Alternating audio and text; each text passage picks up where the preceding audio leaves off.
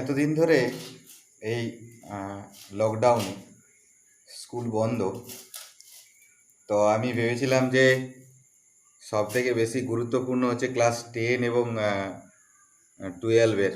সেজন্যে বেশ কিছু আহ, আমি পড়িয়ে দিয়েছি লাইভ করে, ফেসবুক লাইভ বা ইউটিউবের মাধ্যমে।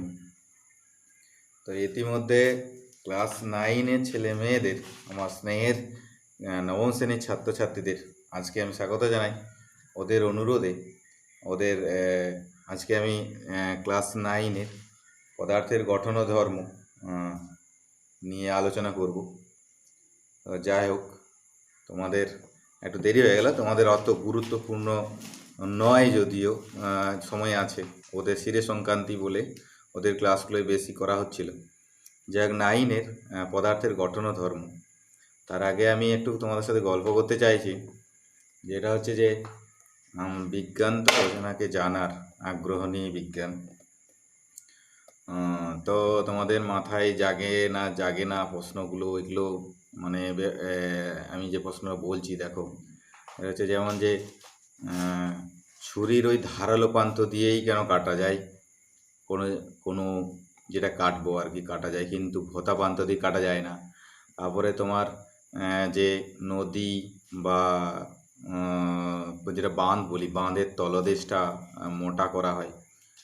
তারপরে হচ্ছে যে যদি সমতল রাস্তা বরাবর যাই তাহলে পায়ে এতটা লাগে না, কিন্তু যদি এবড়ো খেবড়ো রাস্তা, পাথর আছে যেসব সোচালো পাথরের রাস্তা, সেই রাস্তায় গেলে কষ্ট হয়। এগুলো তাছাড়া আরও অনেক এরকম আছে যেগুলো তোমাদের মাথায় প্রশ্ন ঘুরপাক করে, কিন্তু তোমরা জানো কি না জানি না। আমি আজকের যে পদার্থের গঠন ধর্ম আলোচনা, সেখান থেকে আমরা এই উত্তরটা পেয়ে যেতে পারি। লক্ষ্য করো তোমাদের যে প্রবাহী কাকে বলি আমরা, প্রবাহী যারা এক জায়গা থেকে অন্য জায়গায় যেতে পারে, প্রবাহিত হয়, তারাকে আমরা বলবো প্রবাহী। তার প্রবাহী হচ্ছে সাধারণভাবে আমরা প্রবাহী বলে থাকি, কারণ এরা প্রবাহ। কারা বলি না, তরল আর গ্যাস এইগুলোকে। আবার একটা কঠিন পদার্থকে যে জায়গায় রাখি সে জায়গায় থেকে যায়, অর্থাৎ যে যে জায়গাটা রাখলাম, আমরা যে তলের উপরে রাখলাম সেই তলের উপরেই সে চাপ দেয়, যেহেতু তার একটা ওজন আছে। আর কিন্তু প্রবাহিত হওয়ার প্রবণতা থাকার জন্যে তরল বা গ্যাস শুধু নিচের দিকে চাপ দেয় না, সব দিকে চাপ দেয়। তো আমি একটা লম্বা পাত্র ধরো নিয়েছি, এরকম একটা লম্বা পাত্র নিয়েছি, ধরো এরকম একটা লম্বা পাত্র নিয়েছি। এই পাত্রের উপরের দিকটা খোলা আছে, আমি এখানটা জল পূর্ণ করেছি পুরোটাই। জল তো তরল পদার্থ, জল পূর্ণ করেছি, দিয়ে এখানটা একটা ছিদ্র করে দিয়েছি। কি দেখতে পাবো, জলটা তীব্র বেগে পড়ছে। আমি যদি এখানটায় হাত দিয়ে রাখি তাহলে দেখবো হাতের উপর একটা চাপ পড়ছে। তার মানে যে চাপটা কি না, কোনো তলের একক ক্ষেত্রফলে লম্বভাবে প্রযুক্ত বলকে আমরা চাপ বলি। কি বলবো, চাপটা কি বলবো না, কোনো তলের একক ক্ষেত্রফলে লম্বভাবে যে বল প্রযুক্ত হয় তাকে কি বলবো, তাকে যে বল প্রযুক্ত হয়, মানে বলকে প্রযুক্ত হয়, তাকেই চাপ বলে। তো চাপ সমান গাণিতিক রূপকে, চাপ অর্থ প্রেসারকে আমরা যদি পি বলি, চাপ সমান কি হয়, মানে বল, অর্থাৎ আমি এটা চাপ সমান বল বাই, অবশ্যই লম্ব হয় প্রযুক্ত বল বাই ক্ষেত্রফল। তো বলকে আমরা সাধারণত এফ দ্বারা ডিনোট করি, ক্ষেত্রফলকে আমরা যদি এ দ্বারা ডিনোট করি, এরিয়া, তাহলে পি সমান কি হয়, বল বাই ক্ষেত্রফল। এটা হচ্ছে একক ক্ষেত্রফলে প্রযুক্ত বল। আর যদি পুরো সমগ্র তলে লম্বভাবে যে বল প্রযুক্ত হয় তাকে আমরা নতুন একটা টার্ম, সেটা হচ্ছে যে ঘাত বলব। ঘাত, তাহলে সমগ্র তল হলে সমগ্র তলের উপর লম্বভাবে প্রযুক্ত বলকে বলবো ঘাত। আর তাহলে ঘাত সমান কি হবে, ঘাতকেই আমরা এফ বলবো, সমান একটা বল, লম্বভাবে প্রযুক্ত বল, সমগ্র তলের উপর বল প্রযুক্ত বল। ঘাত, এখান থেকে আমরা লম্বভাবে প্রযুক্ত বলটা কি পাবো না, এখান থেকে যদি আমরা দেখি তাহলে বলবো যে এটাই সমান বল, যেহেতু ঘাত সমান কি হবে, চাপ গণিত ক্ষেত্রফল হবে, চাপ গণিত ক্ষেত্রফল। অর্থাৎ ঘাতকে আমরা এফ যদি ডিনোট করি, চাপকে যদি পি বলি, একে এ দ্বারা ডিনোট করি, তাহলে এফ সমান পি গণিত এ। এই হচ্ছে তোমার ঘাত আর চাপের সম্পর্ক। এখন এই ধারণাটা যদি কোনো প্রবাহীর ক্ষেত্রে প্রয়োগ করি, ব্যবহার করি, তাহলে অবশ্যই বলবো যে এই আগে যে ছবিটা আঁকলাম আমি, সেখান থেকে বলতে পারবো যে এখানে এ ক্ষেত্রফলের উপর প্রযুক্ত ঘাতের পরিমাণ, ঘাত সমানই হচ্ছে তরলের ওজন। অর্থাৎ তরলের ওজনকে আমরা ডব্লিউ দ্বারা চিহ্নিত করি, তাহলে আমরা বলবো এফ সমান ডব্লিউ, অর্থাৎ ঘাত। তাহলে আমরা চলে আসি একটা নতুন, যে রাশিটা জেনেছি আগেই, সেটার এককে আসি। চাপের একক আর মাত্রা নির্ণয় করব। প্রথমে চলে আসি চাপ, তাহলে চাপের এর মাত্রার সংকেত নির্ণয় করব। চাপের মাত্রা যদি করি, চাপ সমান পি সমান বল প্রযুক্ত, লম্বভাবে প্রযুক্ত বল বাই ক্ষেত্রফল। তাহলে এখানে বলের মাত্রা আমরা জানি যে এম এল টি⁻⁻² বাই ক্ষেত্রফলের মাত্রা এল স্কোয়ার। তাহলে চাপের মাত্রা কি দাঁড়াচ্ছে, এম L⁻⁻1 L⁻²। অর্থাৎ এর মাত্রের সমীকরণ হলো চাপের এম L⁻⁻1 আর T⁻²। তাহলে এখানে ঘাতের মাত্রা যদি বলি, ঘাত সমান তো বল, লম্বভাবে প্রযুক্ত বল, এই মাত্রা হয় এম এল, আগেই আমরা জেনেছি বল আর পরিমাপে এম L⁻²। তাহলে চাপের মাত্রা কি দাঁড়াচ্ছে, দৈর্ঘ্যে -1 আর ভরে 1 আর সময়ে -2। এই হলো ক্ষেত্র। এককে আসি এদের এককে যদি আসি, চাপের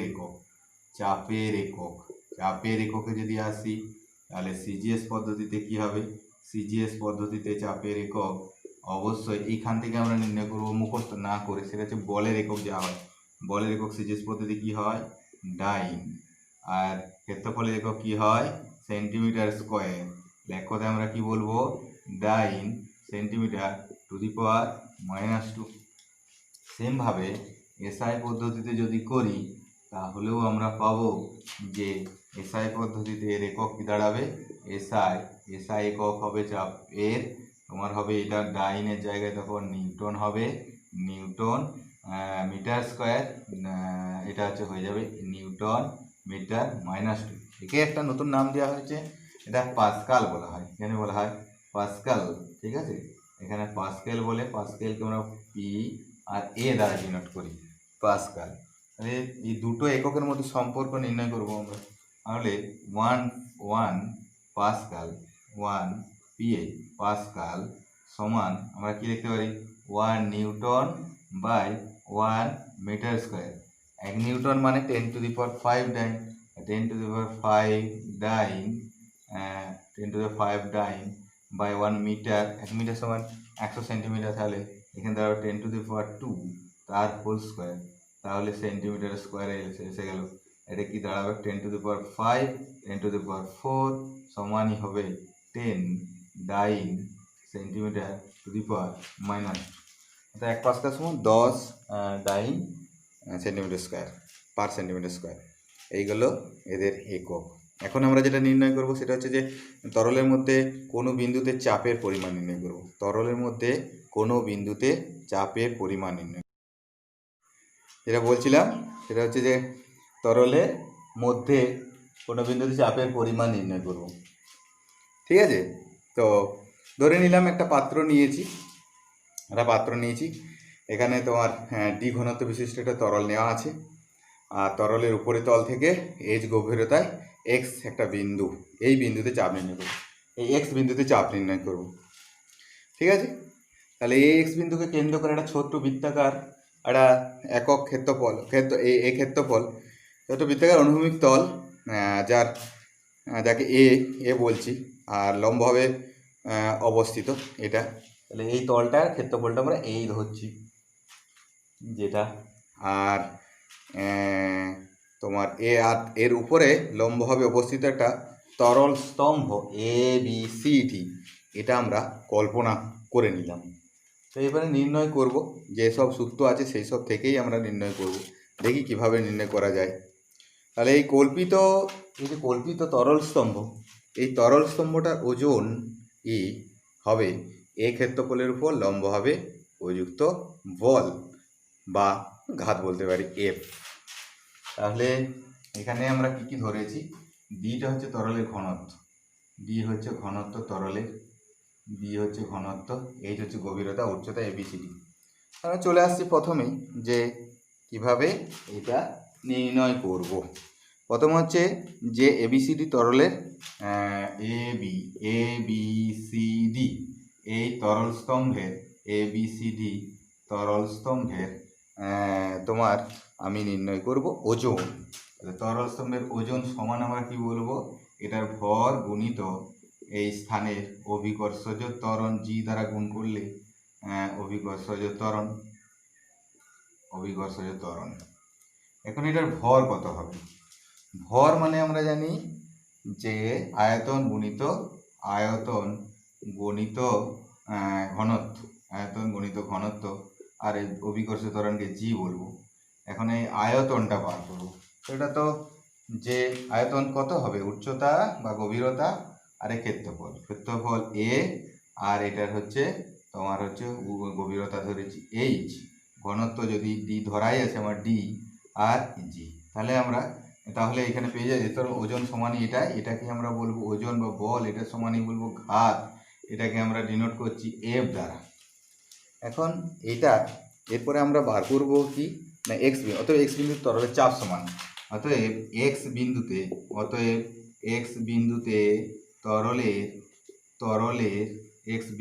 তরলের চাপ সমান, চাপকে পি বলবো, পি সমান কি বলবো না এখানে বল বাই ক্ষেত্রফল যদি করি তাহলে এটা বেরিয়েছে এ গুণিত এইচ গুণিত ডি গুণিত জি বাই এ কেটে গেল, উঠলো কি এইচ গুণিত ডি গুণিত জি। অর্থাৎ আমরা তরলে অবস্থিত কোনো বিন্দুতে চাপ সমান পেয়ে গেলাম, চাপ সমান এইচ অর্থে গভীরতা বা উচ্চতা, যাই ধরো গভীরতা বলে উচ্চতা বলতে পারি, এখানে হচ্ছে তরলের ঘনত্ব, আর জি গুণিত জি মানে অভিকর্ষের ত্বরণ জি। তো এই সূত্রটা থেকে আমরা একটু সিম্পলিফাই করতে পারি। এখান থেকে যদি ধরো একটা নির্দিষ্ট স্থান মানে জিটা ধ্রুবক ধরা হয়, জি ধ্রুবক, তাহলে নির্দিষ্ট কোনো একটা স্থানের ক্ষেত্রে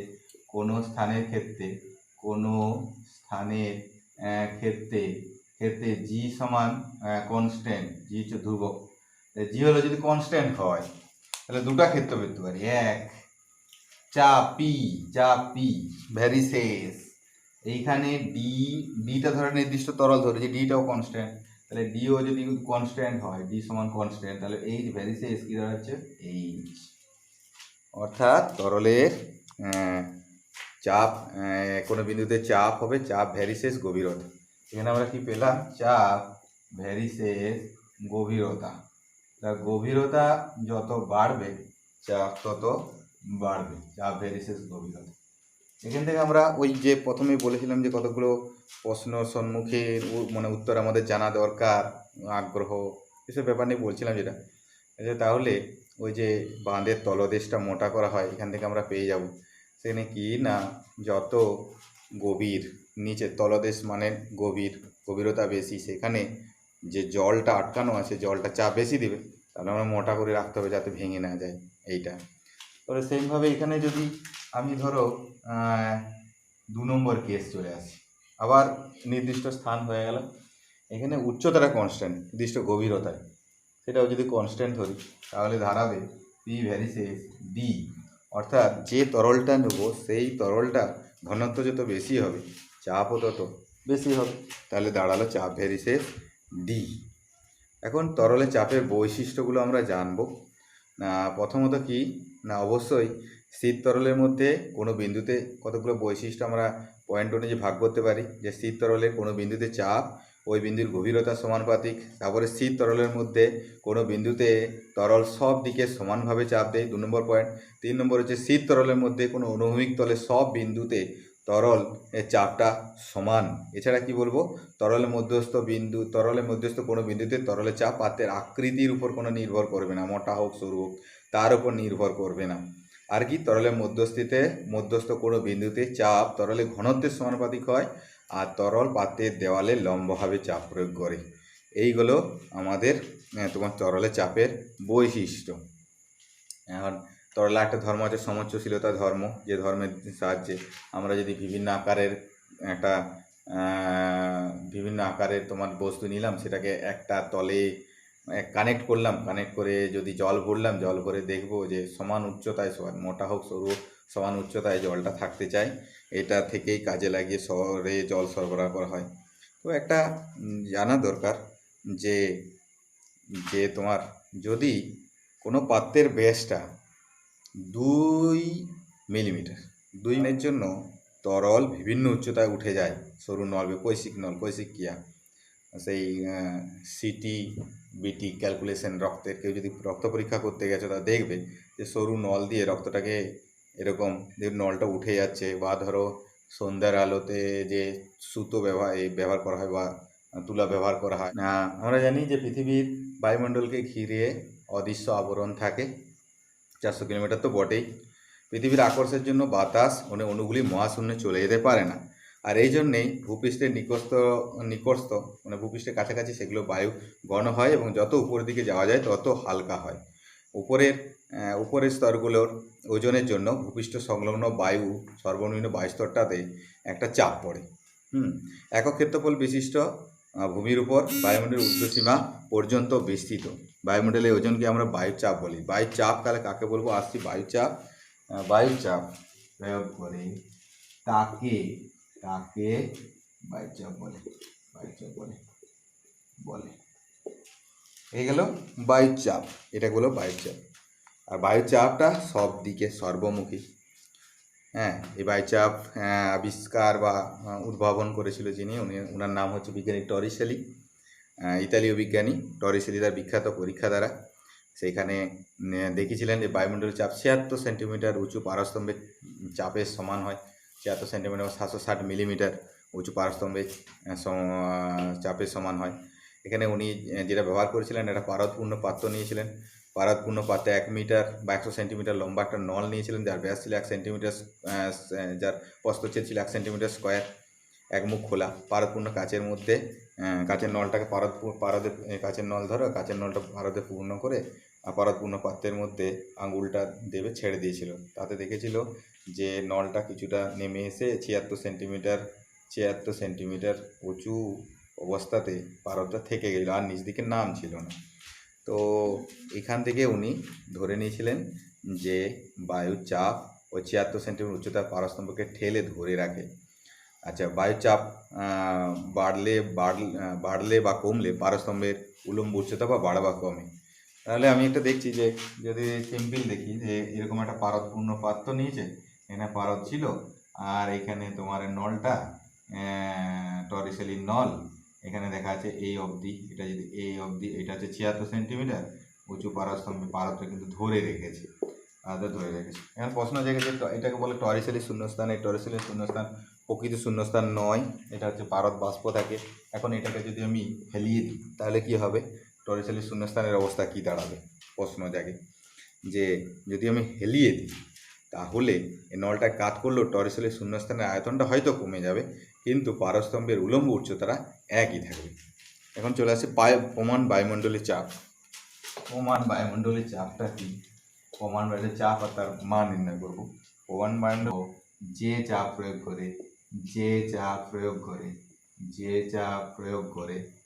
করে তাকে অ্যাটমসফিয়ার বা এটিএম বলে, প্রমাণ বায়ুর চাপ বলে। এর মান নির্ণয় করব 1 অ্যাটমসফিয়ার। 1 অ্যাটমসফিয়ারের মান আমরা নির্ণয় করব HDG, আমরা সূত্র জানি। এখানে H এর মান কত, 76 সেন্টিমিটার। আচ্ছা, এখানে ডি এর মান কত, 13.6 গ্রাম পার সেন্টিমিটার আর কিউব। আর এটা হচ্ছে তোমার জি মান হচ্ছে 980 সেমি পার সেকেন্ড স্কোয়ার। এই গোটাটা পুরোটাকে আমরা করব কি না তোমার পার সেন্টিমিটার স্কোয়ার। এগুলো যদি ক্যালকুলেশন করি আমরা এরকম ভ্যালু 1.013 ইন্টু 10⁻6 ডাইন সেন্টিমিটার -2, এই ভ্যালুটা পাবো। আর যদি মোটামুটি এটা পাবো। আর যদি এটাকে পাস্কালে করলে 10⁵ হবে, তাহলে 10⁵ হয়ে যাবে। এটাকে এখন বার এককে প্রকাশ করা হয়। তো বায়ুচাপ মাপার যে যন্ত্র, সেই যন্ত্রের নাম হচ্ছে ব্যারোমিটার। এই ব্যারোমিটারের পাঠ থেকে আমরা আবহাওয়ার পূর্বাভাস জানতে পারি। কেমনভাবে আবহাওয়ার পূর্বাভাস জানা যায়? যদি ব্যারোমিটার পারস্তম্ভের উচ্চতা ধীরে ধীরে কমে, তার মানে কি হচ্ছে, ব্যারোমিটার পারস্তম্ভের উচ্চতা যদি ধীরে ধীরে কমে যায়, তাহলে বুঝতে হবে যে বায়ুতে জলীয় বাষ্পের পরিমাণ বাড়ছে। হ্যাঁ, তার মানে কি, কেন কি, জলীয় বাষ্প বাতাসের চেয়ে হালকা। তাহলে অর্থাৎ এরকম যদি হয়, অর্থাৎ বায়ুতে ব্যারোমিটার পারস্তম্ভের উচ্চতাটা ধীরে ধীরে কমছে আর জলীয় বাষ্পের পরিমাণ বাড়ছে, আর জলীয় বাষ্প বাতাসের চেয়ে হালকা বলে কী হয়, বৃষ্টির সম্ভাবনা আছে। আর যদি দ্রুত কমে যায়, তাহলে বলতে হবে দ্রুত হ্রাস পাচ্ছে, অর্থাৎ নিম্নচাপের সৃষ্টি হয়েছে। উচ্চচাপযুক্ত অঞ্চল থেকে, জায়গা থেকে বায়ু ছুটে আসছে, মানে এখানে ঝড় বা সাইক্লোন বা সৃষ্টি হয়। তোমরা কিছুদিন আগে আমপান বা উমপুন ঝড় দেখা গিয়েছিল। আচ্ছা, ধীরে ধীরে যদি বাড়তে থাকে, তাহলে বুঝতে হবে বায়ুচাপ ক্রমশ বাড়ছে। যে ধীরে ধীরে বাড়ে, ব্যারোমিটারের পারস্তম্ভের উচ্চতা যদি ধীরে ধীরে বাড়ে, তাহলে মানে ক্রমশ বাড়ে, তখন ওর বাতাসের জলীয় বাষ্পের পরিমাণ কমছে, অর্থাৎ শুষ্ক আবহাওয়া থাকবে। আর যদি দ্রুত বাড়ে, তাহলে যেন দ্রুত বেড়ে যাচ্ছে, অর্থাৎ বৃষ্টি অচিরেই থেমে যাবে এবং পরিষ্কার আবহাওয়ার সৃষ্টি হবে। সাইফোন নিয়ে আলোচনা। এরপরে তোমার একটা প্রশ্ন জিজ্ঞেস করবো, সেটা হচ্ছে যে কেউ কি কেরোসিন আনতে গেছো কোনোদিন? বা কারো বাড়িতে, মানে তার বাবা কেরোসিন ডিলার, তো এরকম যদি হয় সে জানে, আর তোমরাও জেনে থাকবে, যেখানে বড় বড় তেলের ট্যাঙ্ক থাকে বা ড্রাম থাকে, ওই ড্রামগুলো থাকে প্রচুর কেরোসিন থাকে, সেটাকে ছোটো ছোটো টিনে ভরা হয়। কিভাবে ভরা হয়, যে জানো সে অবশ্যই বলতে পারবে। অবশ্যই জানো কীভাবে করা হয়। এক্ষেত্রে একটা ইউ নলের মতো, উল্টানো ইউ আকারের নলের মতো ব্যবহার করা হয়, যার একটা বাহু বড়, একটা বাহু ছোট।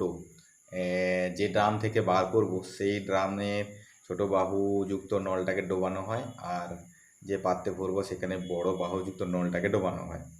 দেখে থাকবে, সে যাকে বলছি সে ঠিক বুঝতে পারছে। তো এটাকে এই ধরনের এর ব্যাপারটাকে বলা হয় যে সাইফন। কি বললাম? সাইফন। এই সাইফনের কার্যনীতি সম্বন্ধে আমাদের জানতে হবে। এগুলো সাইফন। এখানে আমি সাইফন কি, এটা কী জিনিস, কি না, এটা দুমুখ খোলা নল, অসমান বাহু বিশিষ্ট, উল্টানো ইউ আকারের মতো দেখতে। আর এর সাহায্যে কোনো পাত্রকে নড়াচড়া না করে উঁচু জায়গা থেকে নিচুতে রাখা পাত্রে তরলকে আনা হয় বা ট্রান্সফার করা হয়। এই যে কৌশল, এই কৌশলটা আবার সাইফন ক্রিয়া। কেরোসিন তেলের ট্যাঙ্ক বা বড় ড্রাম থেকে তেল বার করে ছোটো ড্রামে ভরা হয়। এখানে রাবার বা প্লাস্টিকের নল কেরোসিন দিকে আগে প্রথমে ভর্তি করে নিতে হবে।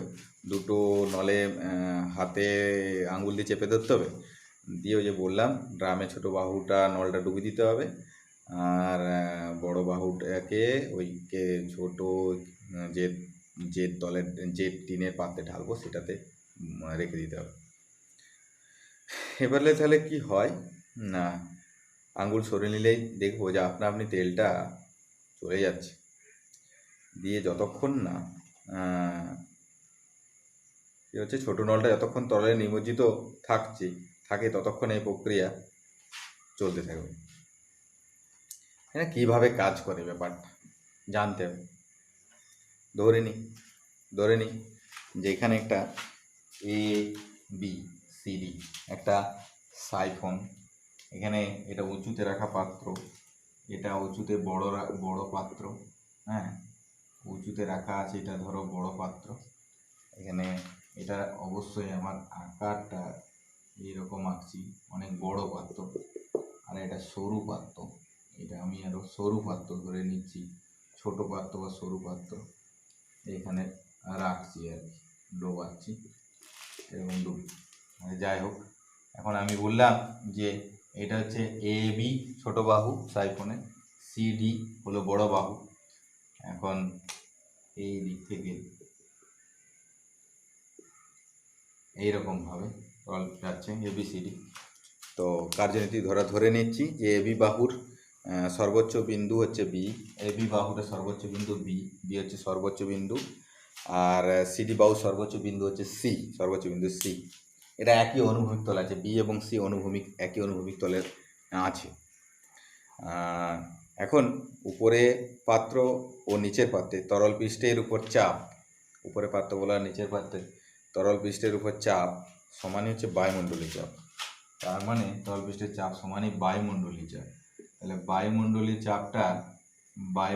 চাপটা আমি P0 ধরলাম।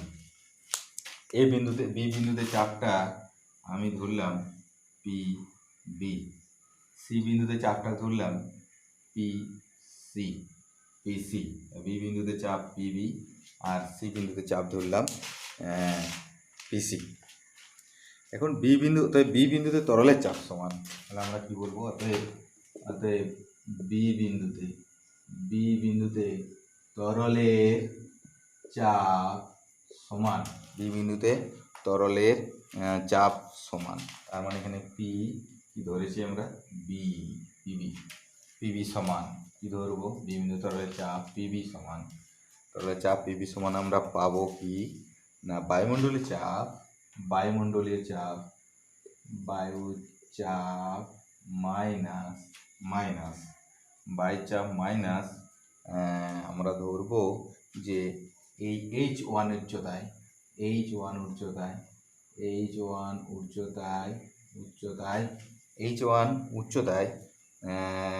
জলস্তম্ভের চাপ, H1 উচ্চতায় জলস্তম্ভের চাপ, তাহলে কি দাঁড়াচ্ছে পিবি সমান বায়ু চাপটা ধরে নিচ্ছি আমরা P0 মাইনাস H1, আর তরলের ঘনত্ব ডি ধরলাম, এখানে H1 ধরেছি ডি, আর অভিকর্ষ ত্বরণটা জি। সেমভাবে সি বিন্দুতে চাপ একইভাবে সেম টু সেম, যদি আমি পিসি বলি, পিসি সমান কি দাঁড়াবে, P0 মাইনাস H2 ডিজি। আমরা জানি যে একই রেখায় অবস্থিত দুই বিন্দুতে চাপের পরিমাণ কি হতে হবে, সমান হতে হবে, সমান হয়, এটা আমরা জানি। এখন তাহলে দুটো জেনে গেলাম, অতএব আমরা দুটোর পার্থক্য বার করবো। দুটার পার্থক্য কি, পিবি মাইনাস পিসি সমান কি দাঁড়ায়, এখানে হচ্ছে বায়ুচাপ P0 minus H1 D G minus এখানেও সেরকম P0 মাইনাস H2 ডিজি সমান, এই যে কমন নিই P0 minus H1 D G minus P0 plus H2 D G, এটা কেটে গেল, তাহলে দাঁড়াচ্ছে কি H2 minus H1 D into G, H1 D. এটা দুটার পার্থক্য সমান আমরা এটা পেয়ে গেলাম। তার মানে আমরা এখান থেকে বলতে পারি যে যেহেতু এইচ কে বড়, এইটা বড় না এটা বড়, এইচটা বড়, H2 গ্রেটার দেন H1, অতএব ভ্যালুটা পজিটিভ ভ্যালু, অতএব আমরা বলতে পারি যে পিবি গ্রেটার দেন পিসি, অর্থাৎ বি বিন্দুতে চাপটা সি বিন্দু চাপ অপেক্ষা বেশি, এইটাই হচ্ছে ব্যাপার। অর্থাৎ বি বিন্দুর তরল চাপ সি বিন্দুর তরল চাপ অপেক্ষা বেশি, অর্থাৎ তরল কি করবে, বি বিন্দু থেকে সি বিন্দুর দিকে যাবে, সি বিন্দুতে যাবে। আচ্ছা, আর বি বিন্দু থেকে যখনই তরলটা চলে যাবে তখন কি হবে, একটা শূন্যতার সৃষ্টি হবে। তা পূরণ করার জন্য এবি নল দিয়ে তরলটা যেতে থাকবে, যতক্ষণ না ততক্ষণই প্রবাহ চলবে যতক্ষণ না H2 আর H1 সমান হচ্ছে। এই হলো সাইফনের কার্যনীতি। এই হলো সাইফনের কার্যনীতি। এখন শর্ত